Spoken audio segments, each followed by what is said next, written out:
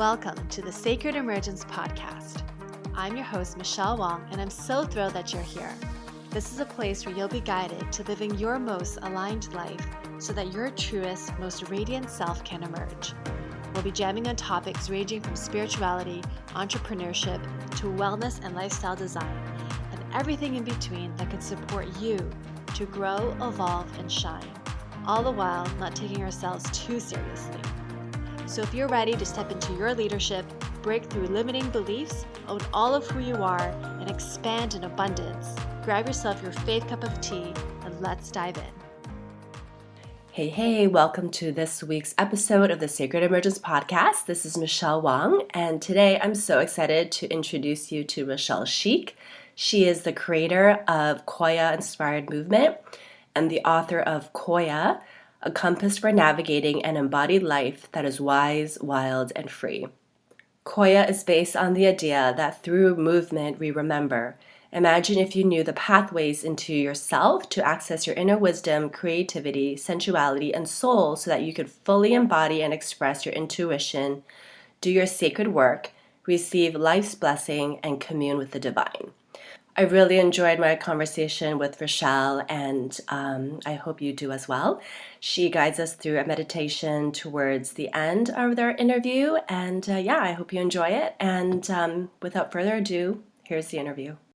I'm so excited to introduce you to today's guest, Rochelle Schieck. Rochelle, welcome to the show. I am so excited to have you on. Oh, thank you, Michelle. I'm honored to be here. Yeah, so you and I connected way back, and you're also the author of this amazing book called Qoya, A Compass for Navigating an Embodied Life that is Wise, Wild, and Free. And I remember that part when you were writing it, and just like, gosh, that feels like it's been a while. Like that was like Bali, like the first time, the Bali retreat. Oh gosh. That was 8 years ago. It's so crazy. Oh my goodness. So here we are. And I feel like so much has shifted in a way. Qoya Inspired Movement it's been always an anchoring in my own life. So thank you for creating it. I'm excited to talk about your journey with Qoya, your work with the people in Peru. I'm in Paqo school with you, as you know, you're helping facilitate and leading it. It's just been phenomenal. Amazing. Where do you want to start? Okay, so here's something I so appreciate about you, and I just like whenever I speak with you and like reading your words, I'm like, Rochelle is the full embodiment of what she teaches. Like you're just, I can feel you through your words, and then when I talk to you, it's like you're so grounded, right? And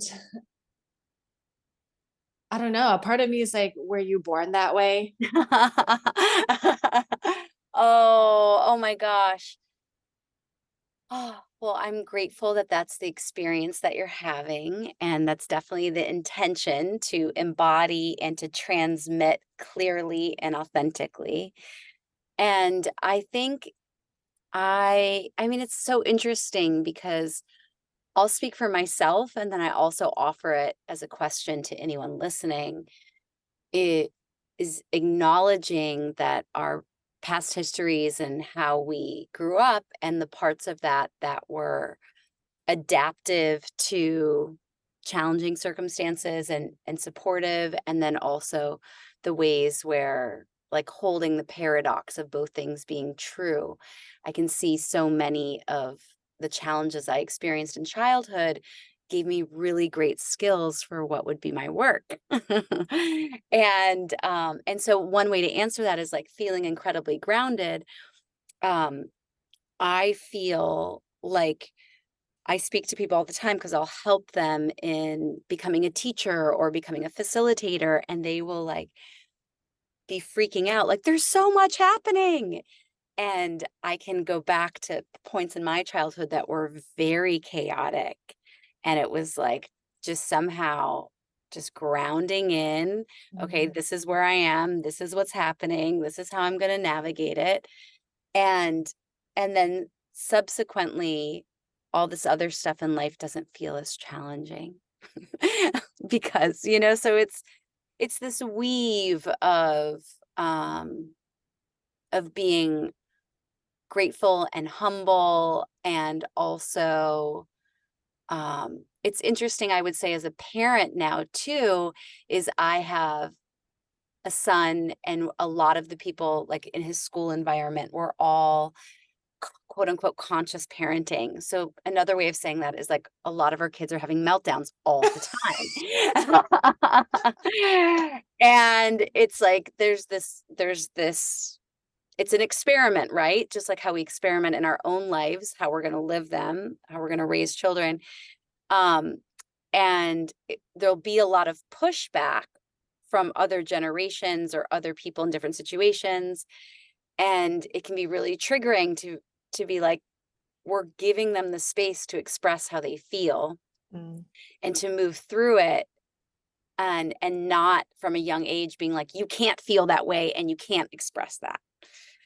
So I think that, I mean, we went on some tangents with the answering of your question. But I think in this moment, I'd like to say that I source my grounding from being as present as I can. I feel like I got that skill to hold a lot of dynamism and to stay grounded through challenge. And that also as I parent, I'm hoping to really hold this space that he can, he can be grounded, but that he can also trust, the emotions of how he's feeling and not kind of have to pull it all together as a child. Oh, Yeah. that is so good. Thank you for doing conscious parenting and letting your child express all of his emotions. Like, oh my God, I wonder, like, as like these children grow up, it's like they're gonna have so much, maybe less therapy. Right. There's a lot of emotional awareness. It's really amazing to have conversations with a 4-year-old and him to really clearly understand how he feels and why he feels that way, and to be able to say it. And so that part is more than some adults I interact with. Well done. Oh my gosh. Oh, well, there was something that you said, and this, well, there's two things I wanted to make sure we cover. One is definitely talking more about your connection to nature and Paqo school and what really drew you in. And also, this is like years ago, you said, you read The Alchemist by Paulo Coelho, and one of my favorite books, but it was like you decided to embark on that same mentality of like, if I trust and surrender, then you're going to let life unfold for you, or something like that. You Yeah. can describe it better. Yeah. Well, it's amazing that you have those two questions, because in this moment, I can see how interconnected they are. So what happened is I was 18, I read the book, The Alchemist, and the line, the way I remember it, is like, when you follow your heart, the world conspires on your behalf. And so a quick example of that being 18 is that I was in a situation where I was going to have to pay for college myself. And I wanted to keep dancing because I grew up as a dancer and I couldn't imagine my life without dance. So I was going to college, which also meant I was going to embark on tens of thousands of dollars of debt to dance. And everyone was like, that's insane. Just go to some dance classes. Like, don't do that. Study something else. But it was really what was in my heart. I couldn't imagine not having dance be a central part of my life, because it never had not been. And then what ended up happening in that simple thing of just following my heart, I went to college, got the loans, but then I got granted a partial scholarship as soon as I got into the dance program. So it was this thing that by following my heart, which seemed to make no linear sense, I got this big financial gift. I got all this support, like all these things came into better alignment because I stayed true to what was in my heart. So I felt like that was a really like quick reflection back. And then I think life can be, have like bumps in the road, and it can be really common for myself to lose faith or lose heart in some of the things, then I think the voices of the external world can get so loud, obligations can get so loud that it can also be kind of confusing sometimes to be like, what actually is in my heart? Like, what is that? And so one of the experiences I had in my life is I was really heartbroken. I was really looking for healing, and I noticed that I was really drawn to the energy healings that I had experienced, and they were all pointing me towards this energy healing training in Peru. So I went and had a really profound experience with it, and I had already started teaching the class we call Qoya Inspired Movement, and it was called Inspired Movement when it began, and it was taking off and it was doing great and people were loving it and I was loving it. And simultaneously I went like, okay, now I'm going to start a website. It's 2009. and and I realized that inspiredmovement.com was taken, and then I had someone that had business experience as I did not, and I checked the trademark and it wasn't going to be available for me as a name. So as I was going to Peru in the search for healing, I was also aware that I was going to have to change the name. And I had this really powerful experience hiking a mountain, and at the top of the mountain, really making this big prayer for my sacred work and asking, just please show me what it is. Like, please just let it be clear. Like, if it's clear, I'll do it. And in many ways, that felt like a surrender move. Like, I'm willing to be a vessel, I'm willing to be guided. And I received this like 20 pages that I was writing down, which is still the basis of the Qoya teacher training manual. And it was this transmission that this movement class is all about feeling, because when we get disconnected from our feeling, we get disconnected from our core self, our soul, our heart, any of the language that feels most resonant to use. So we do movement to reconnect with our feeling. And then when we're feeling, we can reconnect with our essence. And our essence is like nature. It's inherently wise, it's inherently wild, expressive, and it's also inherently free to choose, to adapt, to change. And so as I was receiving that, I also heard the name Qoya, and I learned that Qoya meant queen, not in maybe the Western idea of it, of like inherited positions of power, but it was like a medicine keeper, and that also Qoya was really the divine feminine complement. So the Inca were the king, and the Qoya were the queens, and but it had a more holistic framework around it. The other thing about it is when I hear the word Qoya, it's Quechua, the language it's in, is a vibrational language. So similar to yoga and Sanskrit, when you'll hear the name of a yoga pose, for example, if we say Tadasana pose, that's mountain pose. So it's like Tadasana, the energy of mountain, of groundedness. You might feel that sensation vibrationally when you hear Tadasana. Quechua with Qoya, when you hear Qoya, it's this transmission of the divine feminine, of creation, of this inherent part of all beings and all life. So I loved the name because I felt like the name was the teaching. Vibrationally, they were a match. I could think of no other word. And up to this point, 14 years, I can think of no better word that describes the essence of the movement practice and its intentions to reconnect us to the essence of who we are. So all of that being said, that was in 2010. So we're talking 13 years ago now. And I was studying with the Caro, who also, when someone has taken that vow to be a bridge to nature, refer to themselves as Paqos, not as shamans. And so every tradition, has its differences. And I was so committed and so grateful to go, and I would go every year.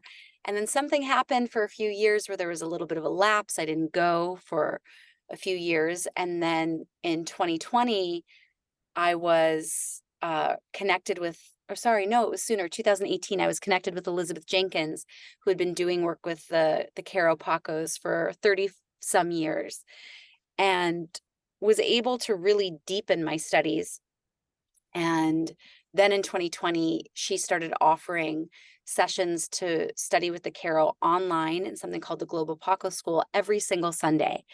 And so in the last 3 years, I've been doing that. So my deepening of studies with the Caro has been immense. And I would say, while it's a very complex and layered and beautiful tradition, and I'm, at the tip of the iceberg of understanding because it just keeps going deeper and deeper, I am really inspired to offering it to the Qoya community and to bring people who feel the call to it.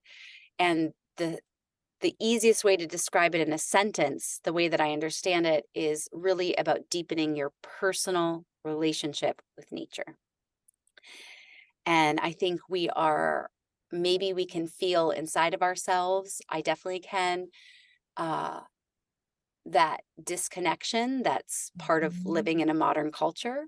And then also the consequences of that in the time that we're living. That there's one law in the Qoya culture, and the Caro culture, which is Aini, which is right relationship. And so I've found this correlation between, oftentimes, the way we relate to our body is often our relationship to the feminine, which is often our relationship to the earth. And oftentimes there are themes that are conditioned in our upbringing, which have to do with overriding. So just overriding the messages instead of making time to deeply listen, honor the feedback that's being given, and then extraction. And so, like, there's so much taking and consumption and so little gratitude or regenerative practices. And so my hope and prayer is really that, to merge this personal experience that I've had, but to offer it as a transmission that I really believe is so clearly the medicine of this time, that for each person, their integration of coming into their body, of integrating those archetypical feminine qualities, of deepening their personal relationship with the earth, is likely going to be one of the most nourishing, supportive things that they can do for their life right now. And I don't know, I just don't know a lot of people that they're like, I'm just in my body too much. I've totally overdone it with my appreciation for nature. It's just like most people are running at a pretty significant deficit when it comes Yeah. to those themes, that I emphasize them, but it's not because they're better. It's just that because we're coming at those themes so out of balance. So of course, the counter. So I don't want to go in too many different directions because there's so many things here, but I think that I'll end with, I went on a retreat and I was with the new Paqos, which are the women teachers. And so last week in Costa Rica, and usually when I started in 2010, only the men were really teaching or traveling. So for these women, it was their first time on an airplane. It was their first time leaving Peru, their first time in the ocean. Mm.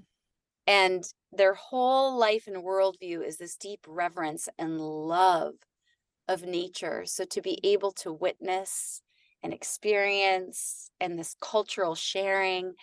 And I would say the biggest transmission I received from them was the rekindling of that teaching. It was like, I received it in a few different ways. One way was like, if it's in your heart, like, go for it. You'll be supported. If it's not in your heart, leave it alone.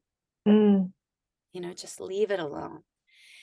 And I can put words on it, but it was really the transmission of being in the presence of them, which I also receive online in Zoom, of a really heart-centered approach to life. And it was such a gift. And this is also the energetic that I feel that comes into the space when we are doing Qoya Inspired Movement. So something about coming into the body, something about coming into circle, something about making time to really feel how you feel, these supportive environments to come into the heart. So I am at a place that, yes, that was a big beginning of my journey. And now I'm really wanting to recommit to that, and recommitting into like what's in my heart, and then also being in right relationship with the hearts around me and whatever I'm relating with, the earth, another person, to really find the resonance, the heart resonance. Oh my gosh, that was just gold. Yeah, I I love just like what you said around like recommitting to it, because I feel like it's like a conscious connection, a conscious choice, because we get so bombarded by what's happening just in the world around us, the chaos. And even for me, as like someone who's just stepping into this work with Paqo school and all of that, I mean, I have, like I've shared before, like I have so much resistance. I even did a podcast episode of like, what's happening? Like, oh my God, can I even do this? It was like frustrating. And then like when I do it, even something little, like small, I'm like, oh, that was really lovely. And versus in my mind, it's either like zero or nothing. No, it's either like you go all in or you don't, Right. it's all or nothing. Yeah. And so I just appreciate just hearing even your journey and like just something that you said around like the hearts of other people, because it's like it can feel very isolating. And so just what you were saying, even just like even on Zoom and feeling the resonance of other people, and just creating that community, that's what so draws me. And also like nature, like I think the more we can just slow down, and I Hmm. think, yeah, like I share like nature is like when we all die, nature's still going to be here. I feel like we're like like you said, we overtake and all of that, but it's like I think that's kind of the eco grief sometimes that I feel. And so the Mm. opportunity with working with through, and I love the Qoya component, because there is that, okay, we get to dance together. And I don't know, there's something really special about it where the music, the movement, and then bringing it back to, okay, what's our intention? What's our connection with nature is always, it just fortifies my connection every time. Yeah. Well, I think Yeah. there's like a real key piece there where you said like slowing down, because it's making with Qoya inspired movement as a practice and coming into the body and with nature, it's really like slowing down enough to feel, because it's like the pace of the mind and the pace of the body are very different, pace of the heart. So it's like just making space. And it's difficult when all the cultural narratives are more or faster or not enough. It's just really, it takes a lot of practice to rewire. Yeah. Yeah, it's just like, I mean, we all know it. Like, I know I myself, I'm literally, I mean, like, I'll have days where it's like the irony of like, oh, I wake up in the morning and it's like I can't motivate myself to move. And then I need to go to my computer and write about how sacred moving is.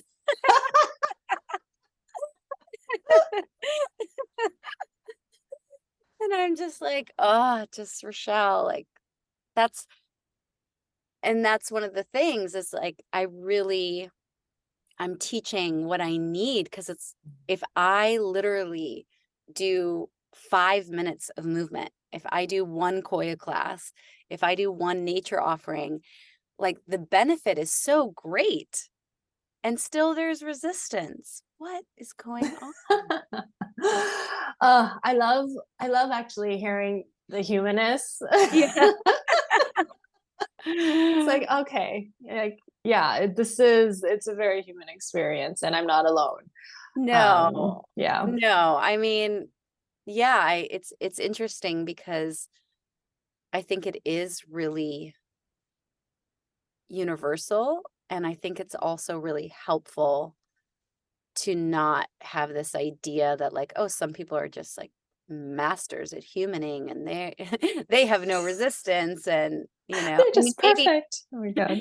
maybe they are, bless them. I mean, there's definitely people who are really good with time management.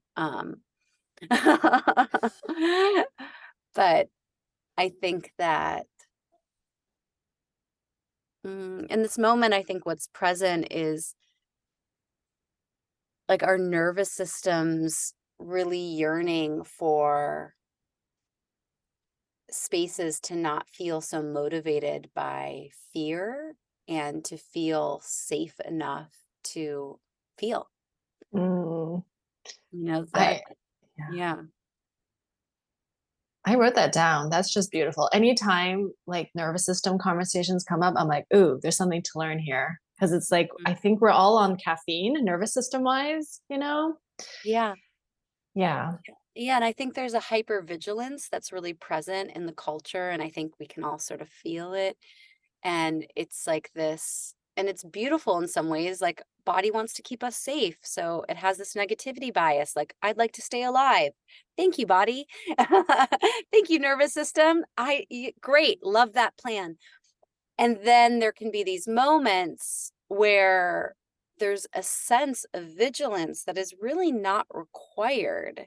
And it's really inhibiting our ability to attune to safety, to Mm, joy, to pleasure. So it's like, why would I not move my body when I know it's going to set me up in the most beautiful way for the day? Why would I not say thank you to nature when it's going to open my heart and when it's basically just going to be a really beautiful experience? And it's like usually because there's this thing like, oh, there's not enough.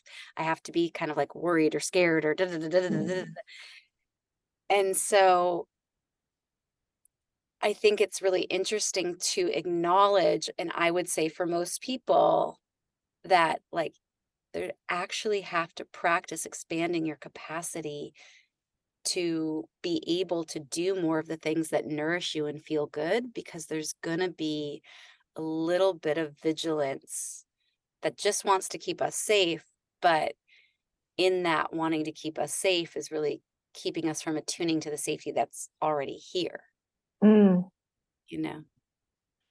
Like mm. so, and then I think the thing that I've learned in my nervous system studies too is that it doesn't mean that if you need to activate, and respond to something that you won't. It just means you're going to be so much more resourced to do it, to respond when you need to. Yeah. Yeah. Yeah. Yeah. I love that. Um, it's interesting how it's like, well, like Qoya inspired movement with nature, talking about the nervous system. It's just like, yeah, all the dots connect as a way to land back into our bodies. Hmm. Yeah, Yeah. that's really like I'm working on a new website, and I mean, you really just got it. Like, this is the whole thing. I'm like redoing all the teacher training, and everything is about making this connection really clear, like the movement, the nature, and the nervous system. And a lot of people, there's so much beautiful nervous system information out there. And the two things in all the classes that I've been in that have not been present have been movement and nature. And those just happen to be my two favorite ways to regulate my nervous system and where I see the biggest shifts. So I'm really excited about sharing more in really accessible ways. And Mhm. I love how so the basis of nervous system regulation, in my opinion, and what I've learned is like you have to notice where you are. And that's really what Koya is all about. Like, over and over and over again in a class is like, what does it feel like in your body now? What does it feel like in your body now? And if you're not taking a class like that, you could go a really long time, days, weeks, months, until you really slow down enough to be, what am I actually feeling right now? Mm, And when you do attune to sensation, we could even just do it right now for like 30 seconds. It can be really vulnerable. So just noticing any sensation that's present in your body right now. And then whenever you have it, a few breaths to simply be with that sensation.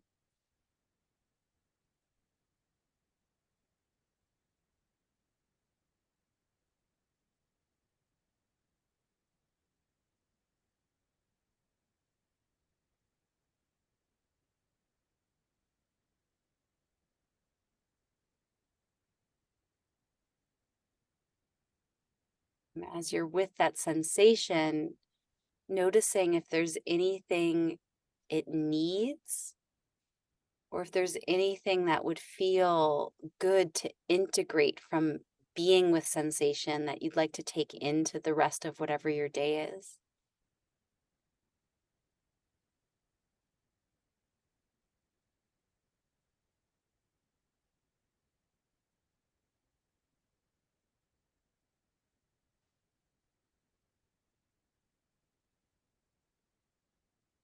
And then whenever you're ready, gently choosing the moment that you open your eyes if you close them, and maybe looking around the space where you are. Thank you. Yeah. I mean, Yeah. isn't it sort of wild? Like, it's just like 30 seconds and it can be a real shift of perception, be really intimate. Yeah. You know, I felt like just in my belly, like, Yeah, hi, I'm here. And I was like, so I was sitting with it. And so often, like I've done this to practice before, but my mind will want to take over. right. And so it's almost like, okay, stick with it. And then when you ask that second question of like maybe like the sensation and maybe taking it with you throughout the day, I was like, ooh. And it was like my belly was like, yay, you're gonna take me with you throughout the day. Let's have fun and whatever you Oh, do. oh, Oh, so it was nice, really lovely. oh. It feels like, yeah, there was like a transmission of joy. And I think also it sounds like the belly, like enjoying the attention. Yeah. And, and yeah, I love that. So thank you. And yeah, I have to say, like, well, for everyone listening, Rochelle is so amazing at guiding people through tapping into their body and sensation. And like one thing I love about Qoya as a move, like for movement, is like you can't do it wrong, right? You don't have to be coordinated. It's not about the movement. It's about tuning in. Hmm. Yeah. Yeah, I think that's a lot of people's favorite part is that there's no way to do it wrong, and the way you know you're doing it right is you're on the path of staying connected to yourself. So, of course, there's moments where we disconnect, but again and again and again in a class, it's like noticing what feels right for right now, and enough structure in the class that for some people, you could just play music and they could dance the whole time and have a great experience. I'm not like that. I'm very cerebral. So I really like being guided and having a structure to connect with my body, usually in a body scan sort of way. And then once I'm connected, have the space to move around. So that's how a lot of the pillars of a class work of circle through your head, your shoulders, your arms, your chest, your hips. Now, for the rest of the song, circle any way that you're inspired. So it Mhm. has this invitation to really feel, and then once you're connected to the feeling, to let that sensation guide you. Mm. I have like, I know we're nearing our time. So I have two quick questions. One might not be a quick answer. So actually, both might not be quick answers, but Mhm. whatever you can offer. So the piece around like, so from what I see as like, you know, someone's third party peeking in, it's like Rochelle's like, and we kind of talked about this in the beginning, but like following your heart, tapping into body sensation as you navigate. And yeah, there's external stuff happening, but do you feel like from when you made your initial experience at the age of 18 to where you are now, do you feel like, yeah, that was the right choice, like following the heart and everything that's unfolded? There's that deep trust. And like a part of me is like the logic will kick in. I'm like, what are you, crazy? So I'm like, maybe like summarizing that. Okay, 25 years experiment. How's it been going? I'm 43. Oh, I mean, there's definitely aspects of my life. I don't know if I would say it's a regret. I don't know what I would have done differently, but I'm like, I wish I would have saved more money. And like I cashed out my retirement to go to India. but but then, like all these sort of things. And uh I would say that I gosh, what would I say? I mean, I was like, I wish I would have still gone to India, but not cashed out my retirement. I can't say that I would have done anything differently. I think I do have a deep trust. I am along, I don't know what your audience is like. There's this dance of like my work is so my heart calling, and then there's also this wish to have, even more financial sustainability in it. Yeah. And at the same time, there's so much abundance and gratitude that's here that I appreciate and savor. So I would say yes, thumbs up still on following your heart. Because some of that are my choices, but some of that is just the context of the world that we live in. And, it's just a little bit up in the greater consciousness right now. But I feel so ecstatically grateful for all the heart enriching experiences I've had. Mm. Thank you for sharing that. Yeah. And then maybe I should skip it. I was Go for it. Go for it. I was asking like, I feel like, well, I was thinking about men and how it's probably even harder for them to get into their bodies because there's more logical linear. Do you think men can also do Qoya inspired Yeah. movement? Yeah. I've loved, most of the time they've been like women's circles, but I have taught classes just for men. I have taught classes, where everyone's welcome. And I've done couples retreats. And I Mm. find that sometimes they're even more receptive to it because it's so unique, that like, and obviously every person is having a different experience, but I just found that my favorite quote about the class came from a man where he said, instead of learning how to do Qoya, I felt like I was unlearning all the things that told me I didn't know how to intuitively move my body. Wow. And I was like, that's it, exactly. And lots of tears and lots of, I think it's just a human desire to connect with your body and to connect with your heart. And something that's unique about this practice, which is there's a lot of sharing. So Mhm. I think like having context, because there's one thing to feel, but then also to be able to share and to be witnessed. It's a really healing human experience. So I feel like I would love to offer it. And simultaneously, it's just this dance of being one person, and that the majority of people who sign up for my things are women. Like I'm not getting a lot of men like asking me, will you please do a class or a retreat? If they did, I'd be happy to organize. But I am really committed to having offerings in the future that are open for everybody. So, Mm. uh, so like a few times a year, just online, just anyone that's called, like it's just for our human family. And um Mm. yeah. I have to say, like, what I learned, I think it was in the Bali retreat where we were sharing in a circle. Yeah. And the part of the exercise, or however you want to call it, was after that person shared, we don't respond. We just sit and let the share land. Right. And I'm like, whoa, like that was profound just to have it be witnessed. And that's changed how I've interacted and held like my spaces of, okay, no advice giving, no, Yeah. just be. Hmm. It was so profound. Oh, good. Yeah. Yeah. I mean, I think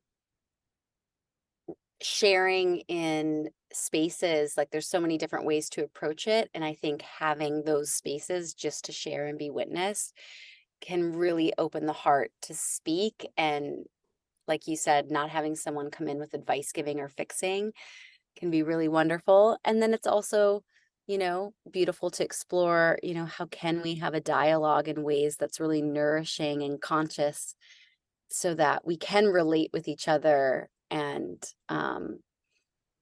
but I would say, just as a takeaway, yeah, advice giving is usually not the way to deepen that. It's like the opposite.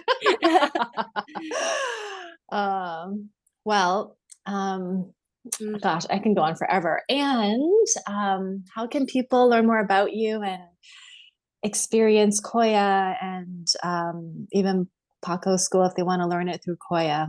Well, right now, we're in the midst of transition. So the current website is qoya.love, Qoya.love. And the new website will be qoyainspiredmovement.com. And so I'm sure that one will, link on over to the other, but that has all the info. And there's newsletters and classes, online, in-person, retreats, teacher trainings.